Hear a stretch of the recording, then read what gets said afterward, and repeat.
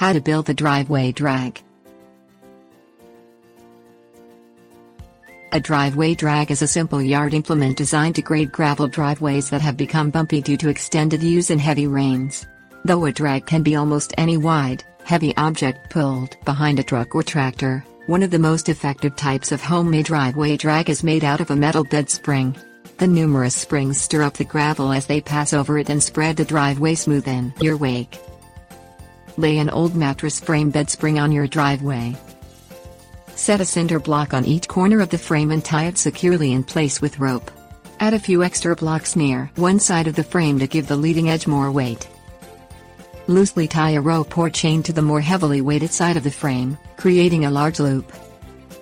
Hook this loop over the hitch on the back of your truck or garden tractor and pull it down your driveway to use the drag. Drive slowly up the lane.